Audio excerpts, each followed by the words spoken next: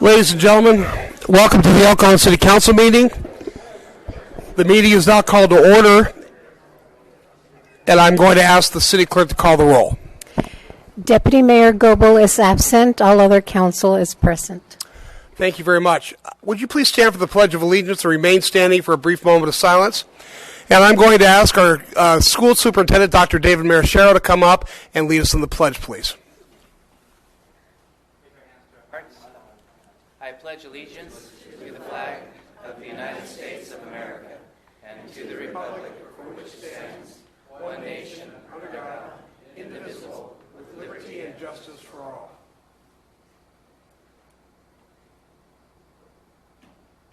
Thank you.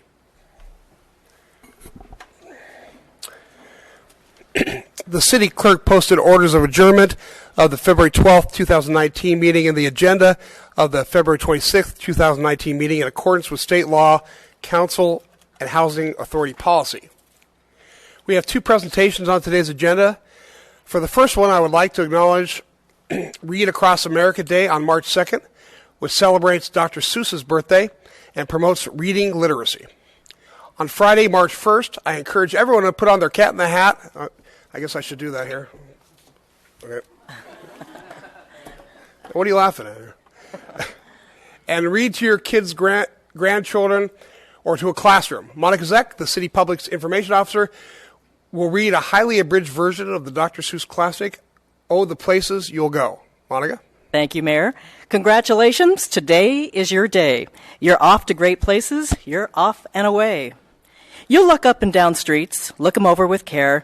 About some you will say, I don't choose to go there. With your head full of brains and your shoes full of feet, you're too smart to go down not so good streets. And you may not find any you'll want to go down. In that case, of course, you'll head straight out of town. Except when they don't, because sometimes they won't. I'm afraid that sometimes you'll play lonely games too.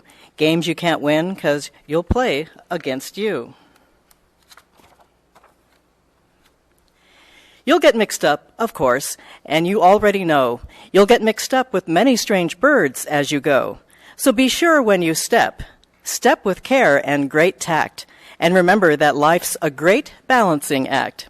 Just never forget to be dexterous and deft, and never mix up your right foot with your left.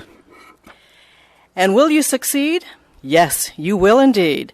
98 3/4% guaranteed. Kid, you'll move mountains. So, be your name Boxbaum or Bixby or Bray or Mordecai Ally Van Allen O'Shea. You're off to great places. Today is your day. Your mountain is waiting, so get on your way. Hey, very nice, Monica. Thank you. And with that, the city employees have generously donated Dr. Seuss books to the Cajon Valley School District. I'd like to point out that the Mid-Management Professional Employee Group donated a 20-volume set of classic titles of Dr. Seuss. So in that, I'd like to invite Dr. David Marichero up so I can present him with the books. All right. He's got to wear the hat. All right. David, I'll wear the hat. You wear the hat. Okay, sounds good. Then I'll let my boss do the talking. This is Board Member Trustee Karen Mejia. I just want to thank you on behalf of the district for just, it's been so much fun seeing the kids dress up. Yesterday, green eggs and ham to fox and socks.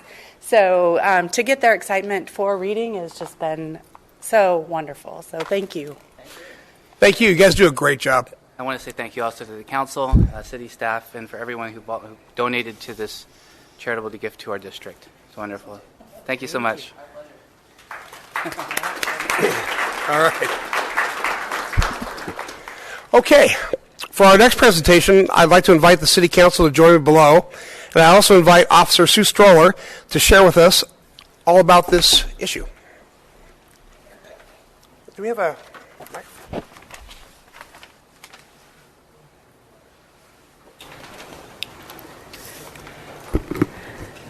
I'd like to wear one of those hats too, but I don't have one. Oh, I do. No.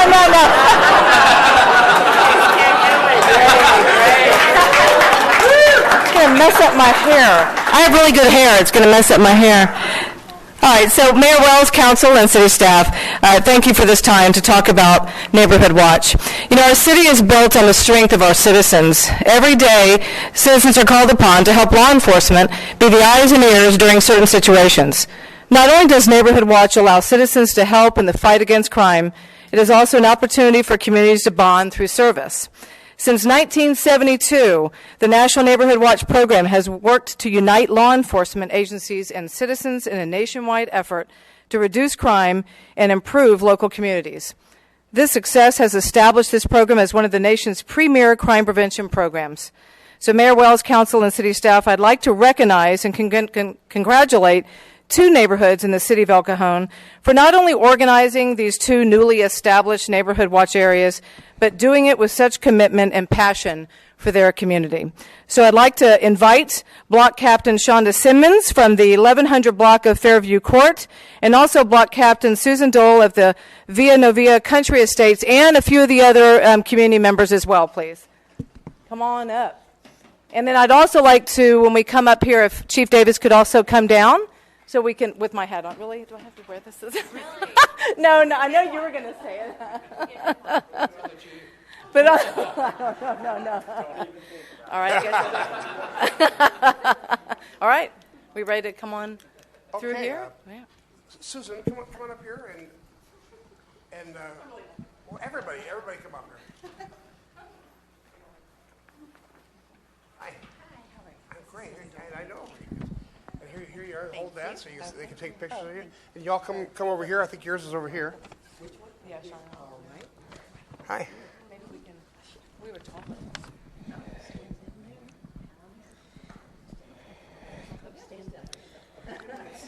Chief, would you like to say a few? I would thank you, Mayor and City Council, for taking the time to recognize these important folks. As Officer Stoller said, the Neighborhood Watch program is not only a tremendous benefit to the police department, but it is to the community as well, because this program brings neighbors together, as evidenced during our National Night Out when we got the opportunity to go out to some of the Neighborhood Watch dinners.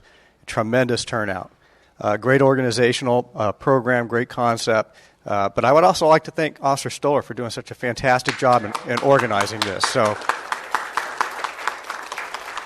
and again, to the Mayor and Council, thank you for taking the time to recognize these important folks. Thank you. Would you all like to say something to the... Well, I'd like to thank my group of residents. They are amazing. They are so caring about their neighbors and attentive. And Officer Stoller, you must never retire. Never let her quit because you've been so attentive and just very conscientious and informative and helped us. We couldn't have done it without you. Thank you. Thank you for recognizing us. Yes, I like to piggyback on that. Officer Stoller has been an excellent, tremendous movement in our neighborhood, and most of our neighbors are at work, so we have to represent this way, and it's going to get better. Okay. As long as we're up here, anybody else want to say a little small speech?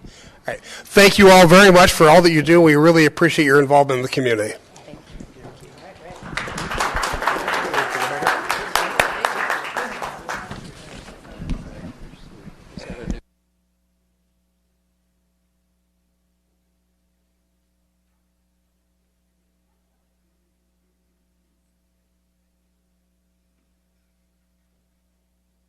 Okay.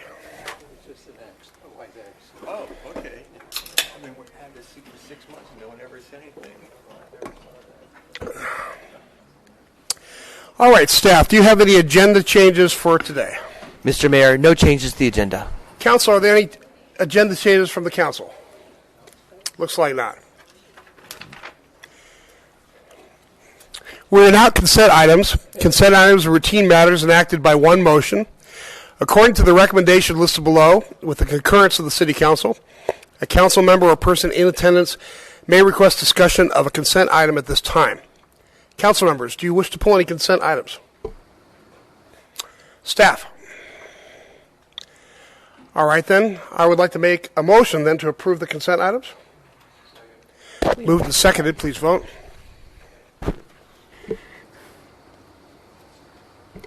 Motion carries by unanimous vote of those present.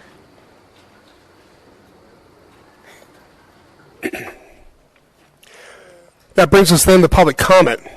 At this time, any person may address a matter within the jurisdiction of the City Council, Housing Authority, successor agency to the El Cajon Redevelopment Agency that is not on the agenda. Comments relating to items on today's agenda are to be taken at the time that the item is heard. State law prohibits discussion or action on items not on the agenda. However, council, authority, and agency members may briefly respond to statements or questions, and an item may be placed on a future agenda. Angela, do we have any cards under public comment? No cards, sir. Excellent. None. This may go down in history as one of the fastest meetings ever. Let's see. All right, there are no written communications on today's agenda.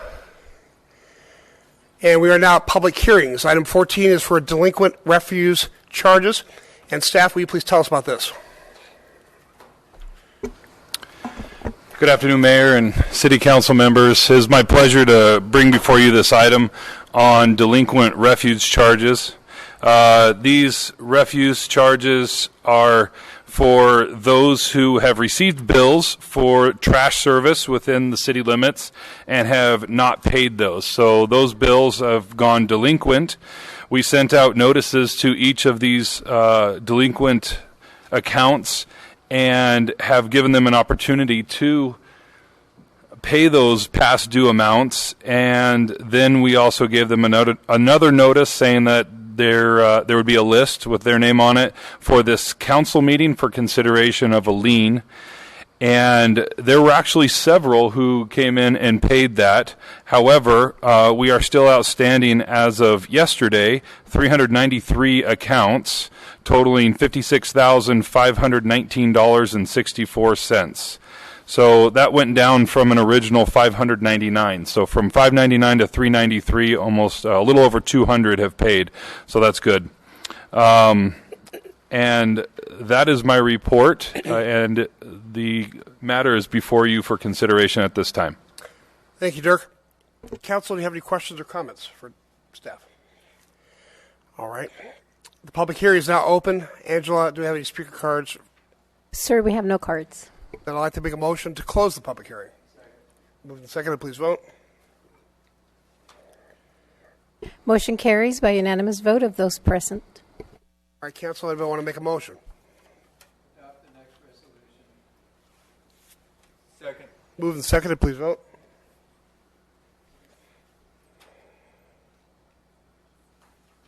Motion carries by unanimous vote of those present. Continue with public hearings. Item 15 is for delinquent sewer service charges. Staff, will you tell us about this, please? Similar to the refuse liens, here before you are sewer liens or wastewater liens for past due accounts. Here we started with approximately 666 accounts that were past due. Again, we gave them the opportunity to pay that, and we now today have 340 owing. And so we're looking to transfer these to the liens, to place liens on their parcels. And just for your information and the public's information, if they do pay these prior to the August council meeting, it will be eliminated as a lien and not placed on the tax bill. So we do this every 3 or 4 months, and then at the August council meeting, we collect all the ones that still have not been paid, all the liens that are still outstanding, and then in August they are assessed on the property tax bill. So just want to make that make everybody aware of that. And so we have 340 still owing for sewer accounts, totaling $96,000, $418.93. Thank you. Thank you, Dirk. Council, any questions? Public hearing is now open. Angela, do we have any speaker cards? We have no cards, sir. I'd like to make a motion then to close public hearing. Second. Moved and seconded, please vote. Motion carries by unanimous vote of those present. Somebody like to make a motion? Adopt the next resolution. confirming the list of the property owners. Moved and seconded. Please vote. Motion carries by unanimous vote of those present. Thank you. Item 16 is to consider the exemption of municipal projects from the zoning code. Staff, will you please explain this to us?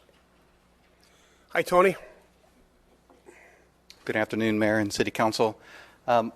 Staff believes that there's an opportunity that's missing from the zoning code that's available to the city under the law. When it comes to local land use regulations, the law recognizes that certain governmental entities are exempt. For example, when the state is conducting a governmental activity, it is immune from local building and zoning regulations. Likewise, school districts and other agencies, such as maybe transit, may exempt themselves from those same regulations. So the California Constitution gives cities the ability to make and enforce within their limits regulations that are not in conflict with general law. This includes the power to adopt zoning regulations, giving the city the discretion to regulate land use and all that it entails. Now, because the city has this ability, it also may exempt itself from such regulations, so it has that ability to do that as well. And indeed, many cities across California as well as the nation have done so. And the staff believes that having such an exemption has some advantages, such that it avoids unnecessary delays in the development of public projects and uses. It avoids unnecessary waste of municipal resources, and it avoids increases in the costs to projects to the taxpayer. Basically, it ensures that public projects that are proposed here in El Cajon are expeditiously processed as fast as possible.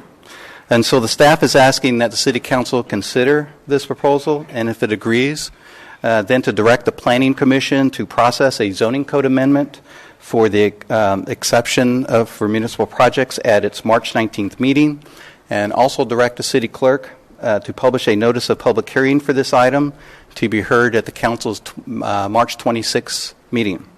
And staff is available to answer any questions. Thanks, Tony. Ben?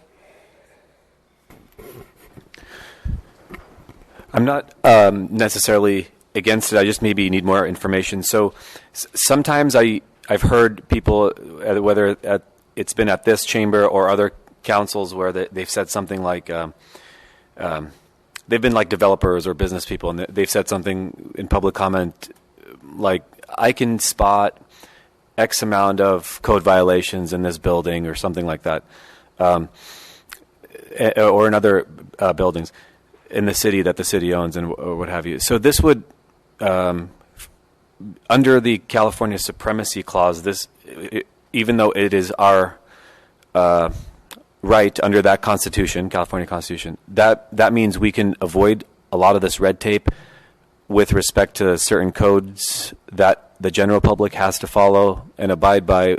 And also, does this include ADA? So this is exclusive to zoning regulations, land use regulations only. Not the California Building Code or ADA. The city would not be exempting itself from developing projects contrary to the California Building Code. What we're talking about are the zoning code provisions in the El Cajon Code, as well as the entitlement process. So then we're talking about commercial versus residential versus industrial and things like that.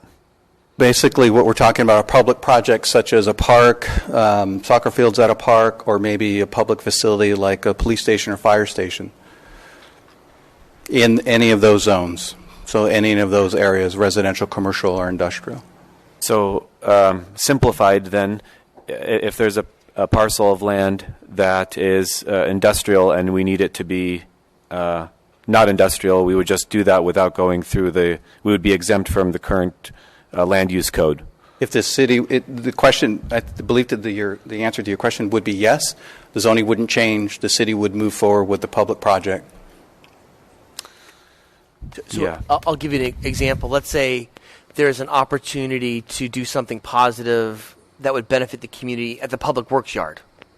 So as the council votes on that, you could exempt yourself from that code as long as you can find that there's a public benefit for that. And that would just relate to zoning. And as Mr. Shute said, wouldn't apply to building codes, ADA, any of those other restrictions. It's just focus on the zoning code. What is the difference between doing that? Standards, I should say. Sorry. Sorry. What would be the difference between not doing that as opposed to, like, I guess what I'm trying to say is, what do we do now? Do we do it on a case by case and talk about the project as it is, as opposed to before adopting this? Yeah, let's say the animal shelter, for example, for whatever reason that didn't meet the right zoning requirements. We'd have to go through what a developer would go through and modify the zone, go through that analysis in order to get that point. The difference between us and the developer is our project is ultimately for the public good and not to sort of turn a buck. Yeah. So if we wanted to do that project and it wasn't zoned right, couldn't we just vote on it? Couldn't we just vote on surpassing that land use zone using the animal shelter as an example? Wouldn't that be a part of the vote anyway? Yes, but it would include that analysis that would go along with that. And we would do the same analysis that we would do whether you were rezoning a property from residential to commercial. We would go through that same exercise, that same process. And this would eliminate that. It would streamline it, basically making it, if it was whether it's for the public's benefit or just a city project, like you said, in Public Works backyard or whatever, we wouldn't need to go through any of that. It would just happen. Well, there'd be some city council requirement. I mean, there'd be some action the council would have to take in order to make that project occur.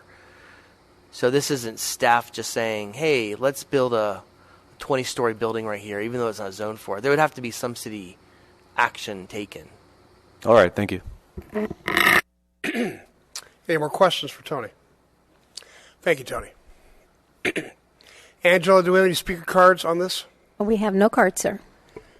All right. Any discussion, or would somebody like to make a motion?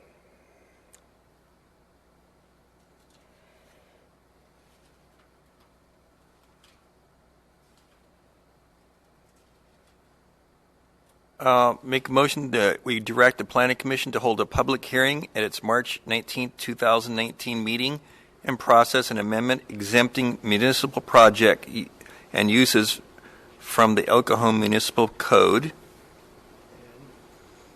and direct the city clerk to publish a notice of public hearing for the March 26, 2019 meeting where the city council will decide on the Planning Commission's recommendation. Second. All right. Moved and seconded. Please vote. Motion carries by unanimous vote of those present. Thank you. All right. There are no commissioner reports today. Item 17 is my activities report, which is as reported. And there are no legislative updates today. We are now at the activities report of council members. Councilmember Kendrick. As reported. Councilmember McClellan. Yes, I have a couple questions other than what's reported. I know we've had a lot of rains recently, and we've had some potholes and things. In fact, I reported one to Graham the other day. I don't know if it's been fixed yet or not, but do we have a number that we can call in the city to, rather than just bothering Teresa with all that?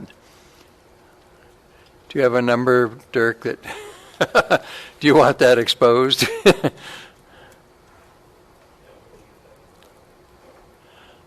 We don't have that number on us, but there's a number that people call through Public Works. They can also do a work order or a comment through the city's website. Okay. But maybe now that the rains are getting close to being over, some social media information about that would be probably a good idea. Yeah. And one other thing I was going to suggest is that I know that we develop new sewer rates. I don't know if we do it every year, but with all the rain we've had, obviously it would be a pretty good measure of how much water is really being used in homes, and because a lot of people probably have been watering their landscaping, as I've had mine off for quite a while. And if we would reestablish the sewer rates based upon the water usage this year, even though we might have a few differences because I know we have a lot of landscaping around our house, unfortunately, but we pay for all that water that goes down in the ground and not in the sewer. So I wonder if that would be a good time to do that again. I know we've done it in the past. So we're actually gearing up. We're actually doing the analysis right now. And part of that, I mean, as you know, sewer rates are based on how much flow we have that goes into Metro. That really is what drives the biggest component of the rate. Ideally, there's no stormwater that goes into our sewer. Unfortunately, we do have peaks, but they base their sewer rates or their flow on non-wet weather flows, although there is a factor of wet weather as well, I believe. So that's part of the bigger analysis, and when we present that, that's a great question, and we'll make sure that we point that out. Yeah, because if we reestablish the sewer rates based upon the usage the last couple of months, which we've done in the past, then the sewer rates would be more realistic as far as the water that you're using for landscaping versus in your home. Yeah, so our rate that we get from the City of San Diego is an annual fixed. They look at the bigger picture, not just month to month. So I'm talking about the sewer rates that we establish for the City of El Cajon for the individual properties. Correct, but those rates are 100% dependent on what Metro charges us. So that's where that annual fixed rate is important, because that rate just gets passed along ultimately to our customers. But wouldn't it be a higher amount for somebody with a lot of landscaping versus somebody with no landscaping? A higher sewer rate? I'll let our Public Works Director address that. Council member, so every year your sewer bill is calculated based upon your fixed winter average. And every year that's reanalyzed. So this winter, if you turned off your water, you will have a lower use. And therefore, that will be recalculated and put into your sewer bill. And so every year it's looked at, and we take the fixed winter average of the winter months only, and we apply that across all the summer months as well. So the people that do have a lot of landscaping around their house will have a lower sewer bill in the future. Yeah, okay, absolutely. Good, thank you. You're welcome. I just thought that it'd be a good time to establish that because we'd have a really good idea as to what was really being used for home use versus overall use. Absolutely. And that phone number is 619-441-1658. For the potholes. Yes, sir. Again, that's 619 441-1658. 1658. Okay, very good. Thank you very much. Thanks, Bob. They are as I've reported them. Okay. There are no joint councilmember reports. Item 23 is for informational purposes only. And Graham, did you want to report on that? Item 23 or? Certainly. Let me pull that up. We are required to indicate donations that we receive, and a lot of times there are very small donations that are received. But interestingly, this meeting, I'm proud to say that we received a $10,000 donation for the animal shelter. From Mr. Jerry Held, actually donated that. We also received a donation from Steve and Tamara Bailey for $200 and an anonymous donation for $196.06. Yeah. So, and these were all donations specifically for the El Cajon Animal Shelter. That's wonderful. Thank you. All right, there are no first or second readings of ordinances today. There are no closed session items on today's agenda, and this brings us to the adjournment. The adjourned regular joint meeting of the El Cajon City Council, El Cajon Housing Authority, successor agency, the El Cajon Redevelopment Agency, held this 26th day of February 2019, is adjourned until Tuesday, February 26th, 2019 at 7 o'clock p.m. Thank you very much. We'll see you this evening.